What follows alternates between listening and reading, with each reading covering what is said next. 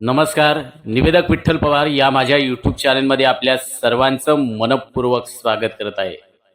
गणेश उत्सव सुरू झालेला आहे. तर गणेश उत्सवाचा इतिहास आणि महत्त्व याबद्दलचीच माहिती देणारा हा यूट्यूब व्हिडिओ आहे.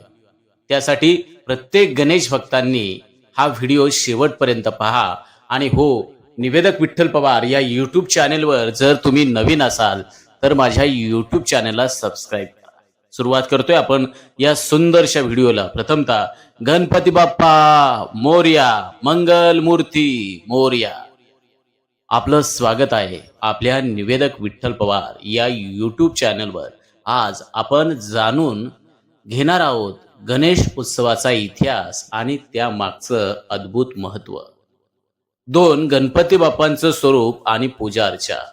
मित्रांनो, गणपती म्हणजे बुद्धीचं दैवत, विघ्नहर्ता, मंगल करता, सुख करता, दुःख हरता. कोणत्याही मंगल कार्याची सुरुवात आपण गणपतीचं नमन, वंदन आणि स्मरण करत असतो. गणपतीच्या पूजेशिवाय काहीही होत नाही. म्हणून गणपती ही केवळ श्रद्धा नाही, तर आपल्याला जीवन जगण्याची खऱ्या अर्थानं दिशा दाखवणारा आहे. मग गणेश उत्सवाचा प्रारंभ कधी झाला? गणपती पूजेची परंपरा ही प्राचीन काळापासून सुरू आहे. पण सार्वजनिक गणेश उत्सवाची सुरुवात लोकमान्य टिळकांनी 1893 मध्ये केली. आणि त्यामागचं कारण हे होतं की त्या काळात ब्रिटिशांच्या अंमलाखाली लोक एकत्र जमू शकत नव्हते. धार्मिक उत्सवाच्या निमित्तानं लोकांना एकत्र आणून समाज जागृती व स्वातंत्र्याची चळवळ बळकट करण्याचा लोकमान्य टिळकांचा अत्यंत महत्त्वाचा उद्देश होता. गणेश उत्सवामुळे लोकांमध्ये एकता, देशभक्ती, समाज भावना आणि राष्ट्रीय ऐक्य खऱ्या अर्थानं जागृत झाले. मग ही गणेश उत्सवाची परंपरा, सुरुवातीला आपण घरगुती गणपती, आपल्या घरात गणपती बाप्पांची मूर्ती बसवून आपण दररोज पूजा करतो. लोकमान्य टिळकांनी सार्वजनिक मंडळाद्वारे हाच उत्सव मोठ्या प्रमाणावरती लोक उत्सव म्हणून साजरा करण्यास सुरुवात केली.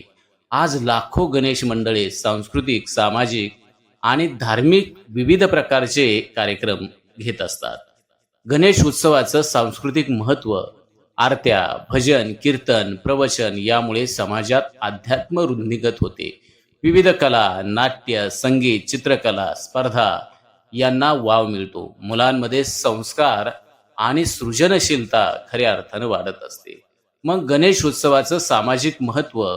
मग सार्वजनिक गणेश मंडळे रक्तदान शिबिरे, आरोग्य शिबिरे, स्वच्छता मोहिमा राबवत असतात. लोक एकत्र येऊन समाज हिताची कामे, सामाजिक उपक्रम राबवत असतात, आयोजित करत असतात. मग गणपती बाप्पा केवळ पूजेपुरता नाही, तर समाज जागृतीचा, संस्कारांचा आणि एकतेचा अत्यंत महत्त्वाचा उत्सव आहे. मग आपण गणपती बाप्पांचं हे आपण शेवटच्या दिवशी अनंत चतुर्दशीला आपण विसर्जन करत असतो व गणपती बाप्पाला निरोप देत असतो. मग विसर्जनाचा दिवस हा प्रत्येक गणेश भक्तांसाठी भावनिक असतो.